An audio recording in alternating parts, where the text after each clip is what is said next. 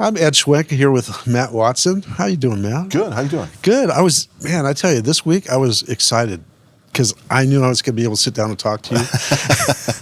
I was excited about the topic and your knowledge on these different topics.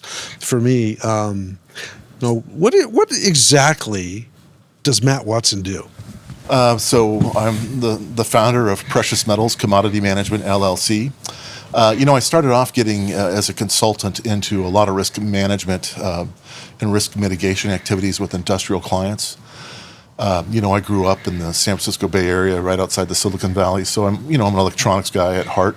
Okay. Grew up through the hard drive industry. Right. Working with Seagate, one day they handed me $540 million of precious metals responsibility in platinum and ruthenium. Oh, and exciting. said go, right? Yeah, run. Didn't sleep for 3 days trying to figure that one out, right? Yeah. And we did good things. I got to know the precious metals world. I was a part and parcel of the team that drove ruthenium to 870. Oh, that was you? That was the first spike, yes. That was the hard drive industry, that's correct. And have really just adopted this precious metal space. And I come at it more from a supply chain perspective. But I found myself playing more the role of an analyst here as of late. I have subscription reports on, the PGMs, on silver. And one of the subscription reports that's really gained a lot of traction is that starting about 2 years ago, I was really screaming about the critical mineral shortages as it relates to clean energy and the transitions. And I'm including solar PV, wind, both onshore and offshore, all the EVs, of course, all the vehicles and the battery requirements, and as well as all the emission control systems with all the PGMs and the fuel cells, the electrolyzers. And what I'm basically finding is there's an astonishing array of shortages that we're going to hit on all sorts of fronts. So you're looking at it from the demand side. Absolutely. And again, more with the supply chain mentality. And we have, both private institutions, all the big auto OEMs, claiming their transition dates to, 100% EV. Okay. We have governments claiming they're going to do these zero emission bans. We have IRENA, the International Renewable Energy Agency, and the IEA, the International Energy Agencies, two pretty, reputable groups, showing this ramp and transition on renewables that's just mind-boggling. It is mind-boggling when you look at it. And you just, some fundamentals just jump off the page. I mean, let's keep it simple, people. Today, solar PV, last year in 2020, 115 gigawatts of new installations. And yet IRENA wants us to ramp up to 14 terawatts or 14,000 gigawatts of installed capacity. Well, how's that going to happen? Through 2050. Well, you're going to get to about 2 terawatts a year, or 2,000 gigawatts a year. And, well, hold it, if we're using 10% of the global silver supply today for that measly amount, how much silver are we going to need by then? Oh, boy. And there's design thrifting that goes on year over year. Mm-hmm. I think going forward, probably in the range of 5 to 6%. Okay. But still, by 2050, we should be consuming half of the supply of silver into one product, into solar PV alone. Wow. Shocking. And it's shocking, yeah. And then you look at the growth of electronics and the electrification of everything, EVs included. Silver spoken for. I can, just in 3 clean energy initiatives, I can explain away 80% of the global reserves and where they're going to go with these ramps. Is that real? What are the alternatives? What are design alternatives? Real quickly, just to continue on that thought, so silver's used because it's the most conductive element on the periodical table. Of course. Next in line is copper. Oh, copper's in great shape, right? No. I think copper's the long pole in the clean energy tent. Mm-hmm. Again, you go add up copper requirements for EVs. What do we know? Well, it's 3 times the loadings for a full range BEV as compared to an ICE vehicle. And you look at the propagation of EVs, that's going to consume X amount of the copper. Well, what about wind? And you don't think about wind with copper, but yes, there's a lot of copper in these wind farms, especially in offshore. How do you transmit that power once you've generated it? Cable? Yeah, with these submarine cables, which are, depending on the distance, almost certainly going to be a copper over longer distances. There's one project that's being framed by the UK, for example. They want to put in a 10-point-something gigawatt solar and wind farm in Morocco. In terms of solar irradiation, Morocco and all the sunshine makes sense. In terms of wind off the Atlantic and steady state wind, Morocco makes a lot of sense. So I don't argue the location, but how do you get this power, this 10 gigawatt farm's power, to the UK? They're going to go build the world's largest submarine cable. It's going to be rated for 3.6 gigawatts of cabling. You go do the research on the cable, it's going to require a cross-section of 4 meters of copper. Oh, wow. But don't worry, it only has to go 2,300 miles and change. Oh, how's that possible? So it's 1.5 million metric tons of copper for one cable. That's is that really going to happen? 7% of the 1 year's supply of copper just for one cable. Well, don't worry, Italy has their own project, and Spain has several they're thinking of, and most of Europe wants to put the renewables in Northern Africa and do the same thing. Right. Copper and all things electric. The EVs, people think it's just the EVs themselves. Don't forget, with the EVs comes the hidden price tag of having to grow the global power grid 50% from today's baseline. Today, the global power grid generates 27,000 terawatt hours of electricity. You got to grow that by 50% just to charge what will be 2 billion EVs on the road by 2050. Well, how much copper goes into building the grid? And aluminum and other resources. So it's just astonishing when you do the math and you do the fundamental math. Renewables. Oh, renewables don't use that much. Well, again, we talked about the solar. Of course, it does use quite a bit of silver, but renewables, EVs, use 6 times what the IEA calls critical minerals than conventional ICE vehicles. 6 times. Renewables use anywhere from 4x to 10x critical metals than fossil fuels. And so all this is really what's going to drive this mineral super cycle that you hear analysts talking about. And it's hasn't started yet. It's just getting started. It's just getting started. Already we're seeing these commodities spike, right? We're seeing copper setting some records. I predict the lithium battery set, the nickels, the cobalts, they're all going to be taxed. And really there has to be more emphasis put on the CO2 footprint of these minerals and their processing and creation. I think a strong argument can be made that China, who holds over half the EVs on the globe, that their EVs are actually dirtier than ICE by the time you add up all the CO2 footprint. With their coal grids doing the recharging, with their coal grids doing a lot of the mineral processing, the emissions on cobalt and nickel in particular are astonishing.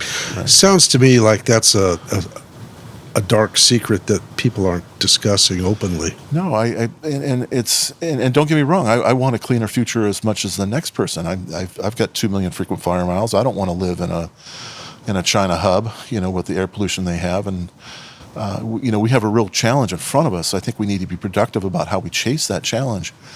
But we got to be open to ideas, and too many people are shutting down any debate, and we need to be more engineering minded and more targeted in how we're going to tackle these problems. And indeed, it will involve minerals, and including our PGMs. They're going to. Where are these minerals going to come from? That's a good question, and the PGMs in particular. That's more of our thing here in the IPMI, right? Silver and gold and the PGMs and. The fuel cell and electrolyzer and, quote, hydrogen economy, which I think is going to become more of an ammonia economy, is in my opinion. But platinum, ruthenium, and iridium are the key. Well, even before we get started, so what have we seen more than double in price in just the past couple of weeks? Ruthenium and iridium. Right. Okay, and we're going to use what volume to support reversible fuel cells and direct methanol fuel cells and whatnot? Platinum. I get frustrated. Even Anglo American, their CEO, she goes on about their penetration levels that, all we need is 5.8 million troy ounces of platinum and we could do this, and this. Well, we're using less than 3 million troy ounces today in auto catalysts. Where's the other 3 going to come from?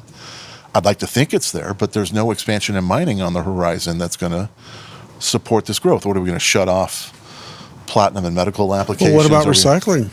Absolutely, but recycling is a key part of the auto catalyst world today. As you know, about 1/3 of the auto cast requirements are met through recycle. In fuel cells, it's going to be even better. It'll be a cleaner recycle, higher yielding, at least for the platinum. Recycling ruthenium and iridium is going to be the challenge. Right. As we're hearing in these presentations today here Right. at the conference.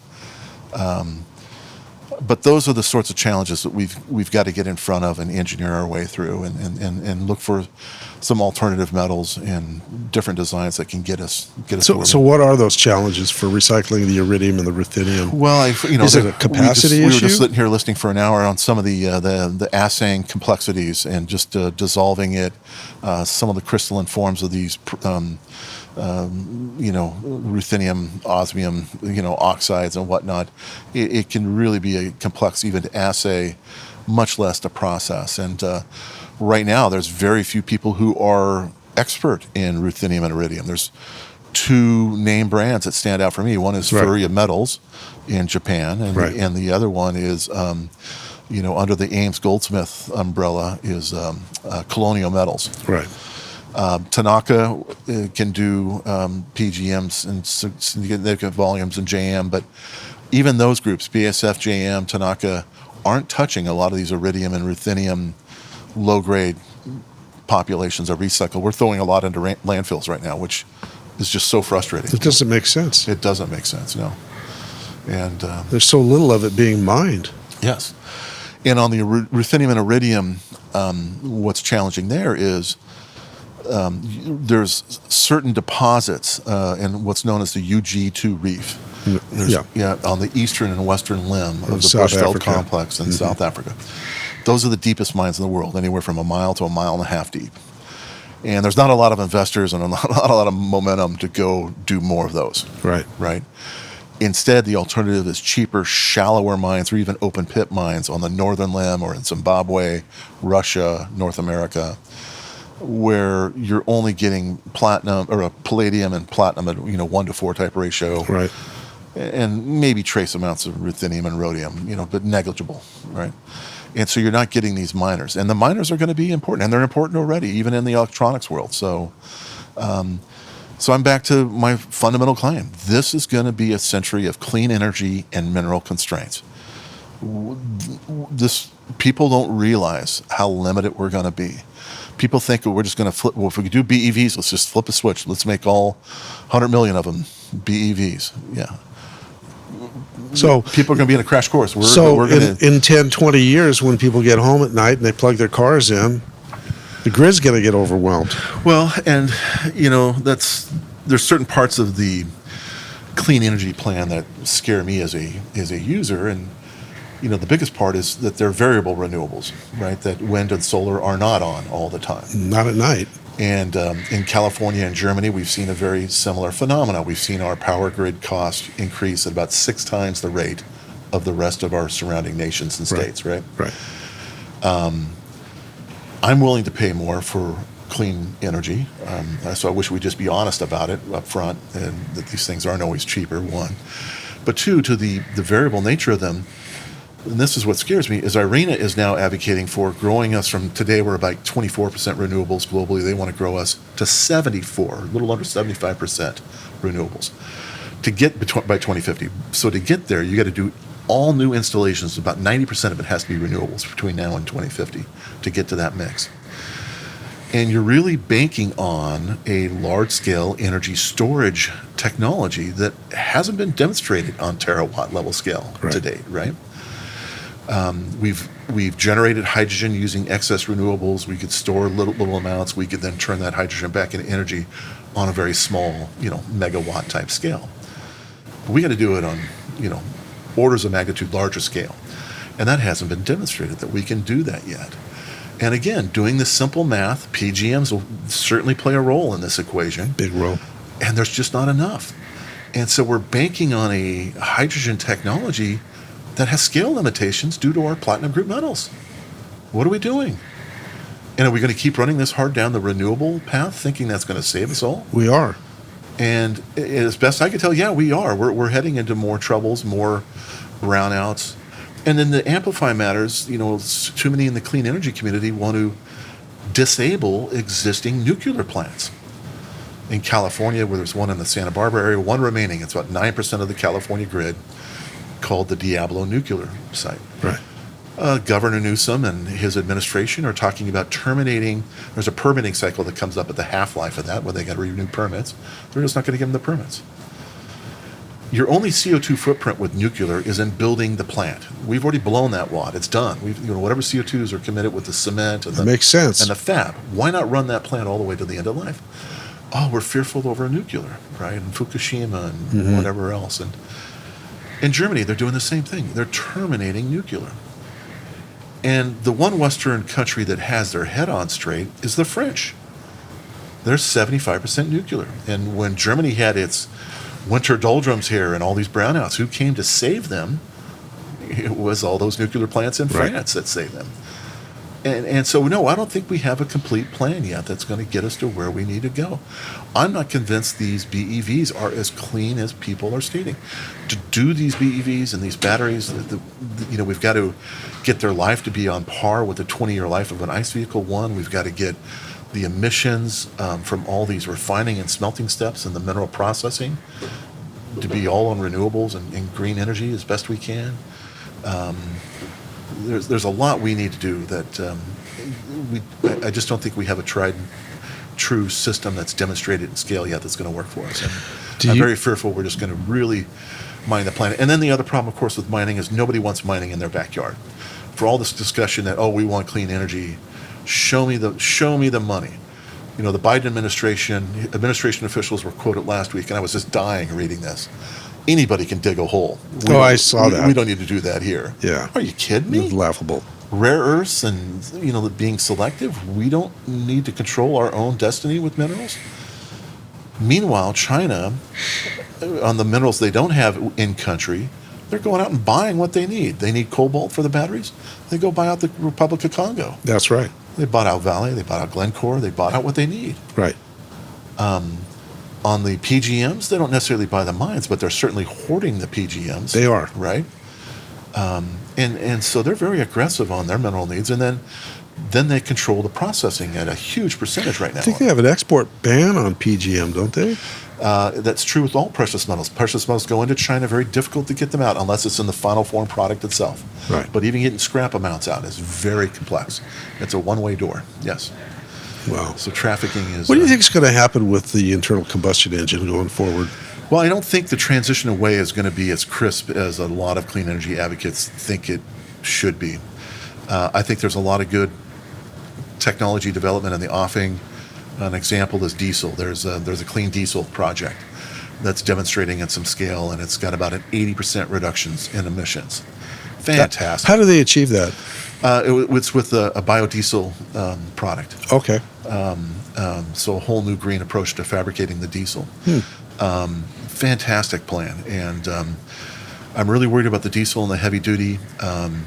In particular, when you break down where the emissions are coming from transportation, the heavy duty is the biggest point. I think we, as a precious metals community, have done ourselves a disservice, frankly, by not standing up and recognizing these gaps and helping to guide the conversation. For example, platinum and the limitations on fuel cells. We got Airbus saying they're going to convert all their planes to, fuel cells by 2035. We got marine applications, airline applications, trains. If you go look at the limitations on platinum, maybe we should pigeonhole it on the most cost-effective and CO2 impactful part of the transportation equation. I think that's long-haul trucking.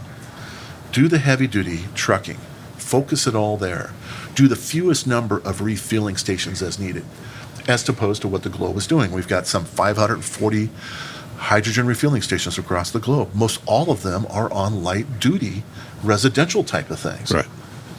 Guys, your penetration level with the platinum, you're not going to get very far. You're going to get 5-8 million vehicles a year to be fuel cell. And that's great, but why not go get all of the emissions off the heavy-duty long haul?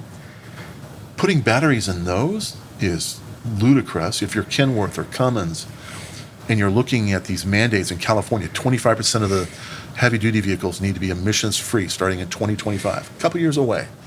Well, hydrogen's out of the question. There's not enough heavy-duty refueling stations to support that proposition. So it's automatically going to be batteries. Their big challenge is, do I need a 15,000-pound battery or a 20,000-pound battery in my truck that used to have an 80,000-pound payload, right? Yeah. They're almost, and you got to get into some knowledge on the chemistries. They're almost forced into an LFP design. Their charging cycles on long-haul trucking, it's just not conducive to long-haul trucking, right? Right. You'd be far better to use fuel cells and focus our energies there. But since nobody in the clean energy community is thinking about the mineral constraints, and since nobody in the minerals and mining world is standing up to represent those constraints, we're just fumbling along. And I think that's criminal.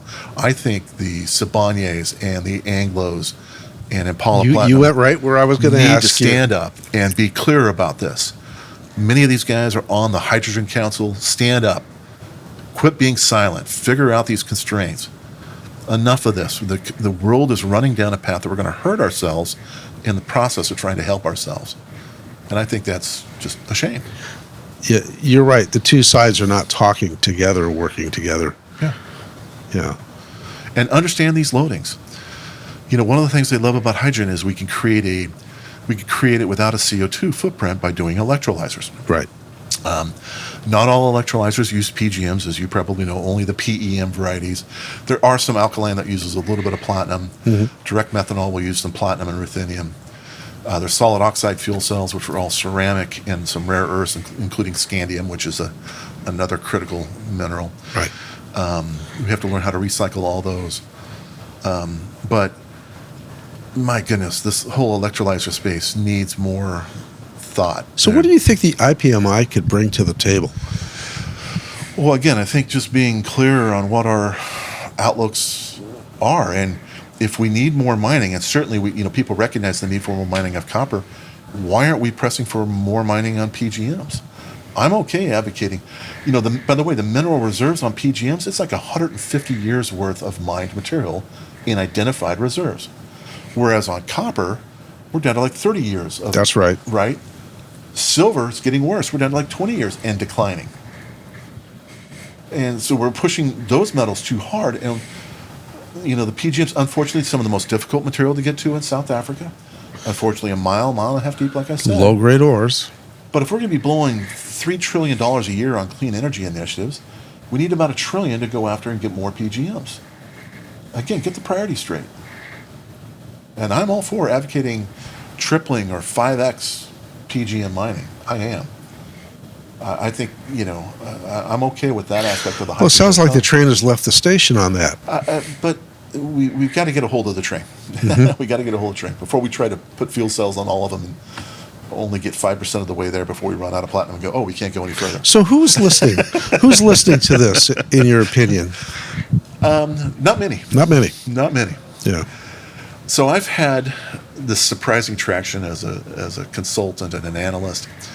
I've got mining groups listening to me and signing up with me. I've got investment groups now that are signing up, and so we're approaching, a number of angles on how to impact this. There are, of course, people, including myself, I'll do my best to profit off of this.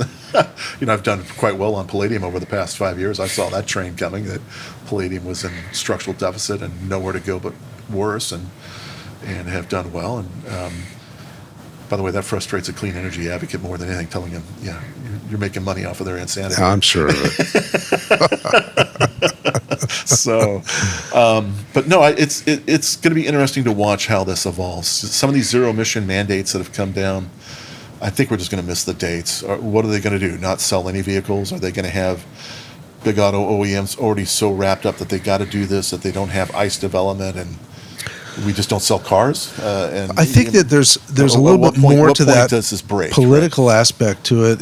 If you can only afford a $25,000 vehicle and you can't buy that vehicle in 10 years, but you could buy a $50,000 battery electric, I guess they're forcing you into public transportation. Yeah, keep in mind, I think your average vehicle cost is just a scotch under $40,000 now, right? Mm-hmm. Mm-hmm. I mean, that's the other thing that people don't talk about enough is the average passenger vehicle is so full of electronics. It is. You look at now versus when we grew up as kids, right? We used to pop the trunk and there was an engine block and a few cables run into the spark plugs, and that was about it. Yeah.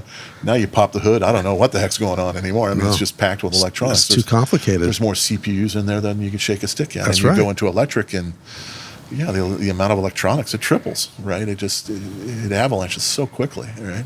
Yeah. These are, everything we do is computers these days, right? Our iPhones. With COVID, I've been having my phone plugged in, and finally, after I knew I needed a new one, but after a year and a half in hibernation, I come out to a conference, and I realized it's not a phone; it's a dead battery, right? I'd be caught in an airport with a dead battery. I need to get a new dead battery, right? But there goes another $1,000, right, on another computer, right? Exactly. So, we talk about how enlightened we are, and yet everything we're doing is pressing the periodical table harder and harder. Well, we pat ourselves on the back because we're in the recycling industry, a lot of us, and we say we're doing a good job, we're helping the environment, but boy, there's a lot more work that could be done. Oh, there's a lot more that can be done. Recycling, that's what this conference is all about. Man, that's a good segment to be in. A lot of AutoCAD recyclers are talking about, how do I do more vertical integration? How do I get more in the value chain, more complex sampling and assaying? And my message to these guys tomorrow is going to be more, look laterally. Look at recycling into copper and copperware. Look into recycling silver, solar panels. There's going to be a point we just absolutely need to recycle those solar panels and all the e-waste that, of course, so much of it goes untended to, right? It does. Vehicles, we talked about the level of electronics. In a fuel cell vehicle, about 75% of the car is electronics. We've got to harvest these vehicles a lot more than we do in our scrap processes today, right? We got to go grab all those sensors and grab all the electronics and wiring and do a much more systematic tear down. Right. So this is a fascinating recycle space to be in. I advocate look laterally in growing your recycle businesses. And the prices are going to take care of themselves, right? Copper is going to continue to climb. All these other metals are Silver looks like it's poised to rise. We always say that about silver, and of course it's always, I say that for 40 years. Yeah, but in the past year, I went from 15 to 27 and change. I remember $3 an ounce. Come on. No, and when I was running the solar factory, it was at 35. Yeah, I remember. It's the most conductive metal in the world, and the solar people are going to want to continue to use it. They've designed thrifts with the crud out of it, right? There's only so much more blood they could squeeze out of that turnip, right? That's right. They're going to need an awful lot more of it. So silver's a great mining environment to get into as well, right? Interesting. There's just not going to be enough of it. Yeah. Wow, this was a great conversation. Well, I appreciate your time. I told all you had to do is put a quarter in, and I just go off, right? All right, Matt. Well, thank you for joining me today. All right, not a problem. Thanks for having me.